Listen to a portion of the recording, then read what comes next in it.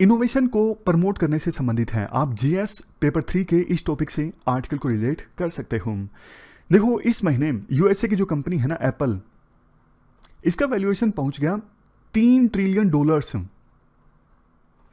आपके मन में आया होगा, अरे इतना तो इंडिया की इकोनॉमी का साइज नहीं, $3 ट्रिलियन। लेकिन आप गलत हो। क्यों? क्योंकि इंडिया की इकोनॉमी का साइज है $3.1 ट्रिलियन। लेकिन हाँ, ये बात सच है। देखो, ज़्यादातर देशों का जो इकोनॉमी का साइज है ना वो $3 ट्रिलियन नहीं है। तो इतनी बड़ी कंपनी बन गई है एप्पल। अब क्वेश्चन ये उठता है, क्या इंडिया में एप्पल जैसी कंपनी बन सकती है? इतनी इतनी बड़ी बड़ी कंपनीज कैसे बनेंगी? कल भी हमने आर्टिकल डिस्कस किया था। एक बात मैंने आपको बोली थी कि इंडिया में अगर एक आम युवा सरकारी नौकरी प्राप्त करने के बजाय एंटरप्रेन्योर बनने की जब कोशिश करेगा ना, तब जाके हमारे देश में ऐसी ऐसी इनोवेशन आएगी। अदरवाइज अभी भी हमारे देश में थोड़े बहुत जो स्टार्टअप है ना, वो इतनी ज़्यादा कोई इनोवेशन नहीं लेके आए हैं। एक बात कड़वी सच्चाई है, हमें अच्छी नहीं लगेगी लेकिन ये सच्चाई है। हमारे देश में ज़्यादातर जो ये स्टार्टअप है ना, फ्लिपकार्ट, जोमेटो, अनअकैडमी, ये ट्राइड एंड टेस्टेड बिजनेस हैं यूएसए के डेवलप कंट्रीज के।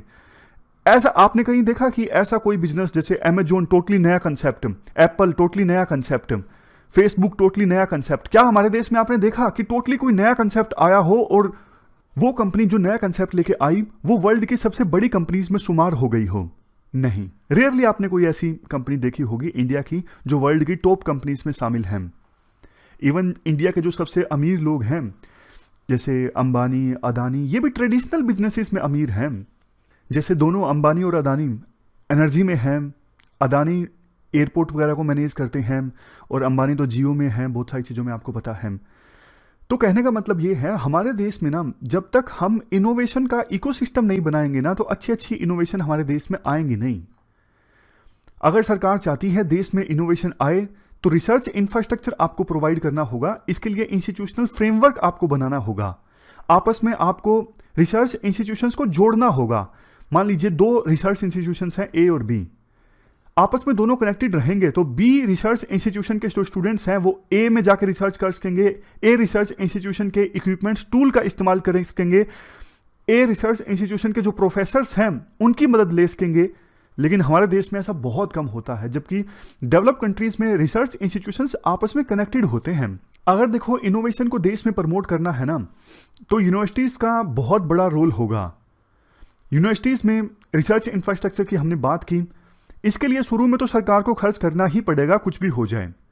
एक आर्टिकल हमने डिस्कस किया था, याद होगा आपको, जिसमें कहा गया था यूएसए की सरकार इनिशियल फेसिस में जो इमर्जिंग टेक्नोलॉजी होती है ना उसको सपोर्ट करती है, उस पर रिसर्च को सपोर्ट करती है। जैसे आर्टिफिशियल इंटेलिजेंस पर यूएसए की सरकार ने काफ़ी रिसर्च सपोर्ट की है, लेकिन इंडिया की सरकार बहुत कम ऐसा करती है। तभी तो हम काफ़ी पीछे छूट जाते हैं। जैसे अभी पता है सबको कि आर्टिफिशियल इंटेलिजेंस इमर्जिंग टेक्नोलॉजी है, जितना ज़्यादा इस पर इंडिया रिसर्च करेगा उतना ही ज़्यादा कैपेबल होगा। Future warfare, even security perspective से, इकोनॉमी पर्सपेक्टिव से, हर एक पर्सपेक्टिव से जरूरी है कि इंडिया और ज़्यादा महारत हासिल करे आर्टिफिशियल इंटेलिजेंस के क्षेत्र में। 1-2 पेपर भी रिलीज किए नीति आयोग ने। लेकिन उसके अलावा आप बताइए, क्या हमारे देश की यूनिवर्सिटीज़ में आज आर्टिफिशियल इंटेलिजेंस पर रिसर्च हो रही है? देखो, थोड़ी बहुत तो हो रही होगी, लेकिन उतनी ज़्यादा नहीं जितनी होनी चाहिए। जितने एफर्ट सरकार को लगाने चाहिए ना, उतने एफर्ट सरकार नहीं लगाती इनोवेशन को प्रमोट करने के लिए। एक छोटा सा एग्जांपल आपको देता हूं। देखो, आपको पता है ये internet of the things, artificial intelligence और ब्लॉकचेन टेक्नोलॉजी, ये इमर्जिंग टेक्नोलॉजीज हैं।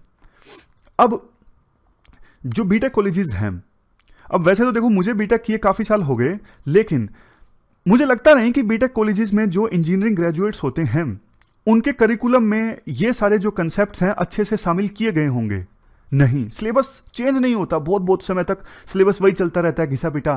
फिर वो इंजीनियरिंग ग्रेजुएट जो बनते हैं उनके पास स्किल नहीं होती, फिर उन्हें कॉर्पोरेट ग्रुप्स जॉब नहीं देते, आपके पास तो स्किल है नहीं। फिर हम आर्टिकल डिस्कस करते हैं कि हाँ भाई, हमारे जो यूथ हैं वो एम्प्लॉयमेंट देने के लायक नहीं है, एम्प्लॉयबल नहीं है। अरे भैया, उनको ग्रेजुएशन में आप सिखाओगे तभी तो वो सीखेंगे ना, सिखाते आप हो नहीं, फिर उसके बाद जॉब मिलती नहीं है। तो पॉइंट ये है सीधा सीधा, शुरुआत में तो सरकार को पैसा खर्च करना पड़ेगा रिसर्च पर, जैसे यूएसए की सरकार करती है। उसके बाद स्टार्टअप कंपनीज जो इमर्ज होके आए ना, उनको प्राइवेट इन्वेस्टर्स पैसा दें, जैसे एंजल इन्वेस्टर्स, वेंचर कैपिटलिस्ट। हमारे देश में जितने भी स्टार्टअप हैं, जोमेटो पैसा थोड़ी ना कमाती है, अनअकैडमी, ये सारे लॉस में हैं, अभी तो सिर्फ इन्वेस्टर्स का पैसा लगा हुआ है इनमें। तो शुरू में सरकार सपोर्ट करे और एक बार इनोवेशन थोड़ी सी हो जाए, नया कंसेप्ट इमर्ज होके आए, उसके बाद फिर एंजल इन्वेस्टर्स, वेंचर कैपिटलिस्ट, ये सब लोग सपोर्ट करें। लेकिन इसके लिए देखो एक पूरा इकोसिस्टम चाहिए। अब आपके मन में आया होगा कौन सा इकोसिस्टम चाहिए। इकोसिस्टम देखो ऐसा होना चाहिए, यूनिवर्सिटी में मान लीजिए टेक्नोलॉजी पर रिसर्च हुई और कुछ अच्छा सा आइडिया निकल के आया, तो यूनिवर्सिटी के अंदर ही टेक ट्रांसफर ऑफिसेज होने चाहिए जो टेक्नोलॉजी को प्रोडक्ट में ट्रांसफर कर सकें। लीगल काउंसिल की एक्सेस होनी चाहिए, इनोवेटर के पास, जिस स्टूडेंट ने रिसर्च की है उसके पास लीगल काउंसिल की एक्सेस होनी चाहिए ताकि वो अपने आईपीआर राइट्स को प्रोटेक्ट कर सकें। Next, funding opportunities outside the government and most importantly have world class faculty members. मतलब कि सरकार के बाहर भी यूनिवर्सिटीज के पास फंडिंग की अपॉर्चुनिटीज अवेलेबल होनी चाहिए और सबसे लास्ट में वर्ल्ड क्लास फैकल्टी मेंबर्स होने चाहिए ताकि स्टूडेंट्स को एक एक्सपोजर मिल सके, ना सिर्फ देश का बल्कि दूसरे देशों का भी। मतलब जो वर्ल्ड क्लास फैकल्टी मेंबर्स होते हैं उनकी नेटवर्किंग काफ़ी स्ट्रॉन्ग होती है, उनको लगता है कि बच्चे का ये जो आइडिया है काफ़ी अच्छा है, काफ़ी अच्छी इनोवेशन है, तो फिर वो रिसोर्सेज अवेलेबल करवा देता है। उसकी नेटवर्किंग इतनी अच्छी होती है, फंडिंग वगैरह दिलवाना, इंक्यूबेटर्स की एक्सेस दिलवाना, अच्छे इंक्यूबेटर्स की। इंक्यूबेटर कौन होता है? इंक्यूबेटर देखो वो पर्सन होता है जो आपके मन में शुरू में आइडिया आया, आपको इनोवेशन करना चाहते हो, तो शुरू में देखो आपने स्टार्टअप ओपन किया, उस आइडिया को प्रोडक्ट की फॉर्म में मार्केट में डिलीवर करने के लिए शुरू में आपको दिक्कतें आएंगी, आपको नहीं पता कि कैसे डेवलपर की सहायता लेनी है, कैसे एप्लीकेशन बनानी है, कैसे अपने प्रोडक्ट को स्केल अप करना है, शुरू में कुछ नहीं पता आपको। लेकिन जो इंक्यूबेटर होता है ना, वो हाथ पकड़ के आपको सिखाता है। शुरुआत में जितने भी चैलेंजेस आते हैं उन चैलेंजेस को एड्रेस करने में, उन चैलेंजेस का सामना करने में आपकी मदद करता है इंक्यूबेटर। तो देखो जब ये सारी चीजें यूनिवर्सिटीज में अवेलेबल रहेंगी और सरकार रिसर्च पर पैसा खर्च करेगी, तो आप बताइए इनोवेशन क्यों नहीं आएगी हमारे देश में। लास्ट में आर्टिकल में यही कहा जाता है, देखो बहुत सारी कंपनीज आज के समय में ऐसी हैं जिनकी जो वैल्यूएशन है ना ज़्यादातर देशों की जीडीपी से ज़्यादा है। तो दुखद बात यह है उन कंपनीज में से इंडिया की कंपनीज बहुत कम है या फिर है ही नहीं। तो आवश्यकता यही है कि हमारे देश में हम इनोवेशन को प्रमोट करें। अगर इंडिया को हमें सुपर पावर बनाना है तो इंडिया में इनोवेशन को लाना ही होगा और इसके लिए यूनिवर्सिटीज़ बड़ा रोल प्ले कर सकती हैं। यूनिवर्सिटीज़ को अपने ट्रेडिशनल नीश से बाहर आना होगा। यूनिवर्सिटीज़ देखो ट्रेडिशनली हमारे देश में फोकस करती हैं टीचिंग पर, नॉलेज क्रिएट करने पर, लेकिन इनोवेशन पर अभी फोकस करना होगा और इसके लिए जो स्टेप्स हमने डिस्कस किए, सरकार को भी उन स्टेप्स पर फोकस करना चाहिए। यूनिवर्सिटी को एम्पावर करना होगा सरकार को।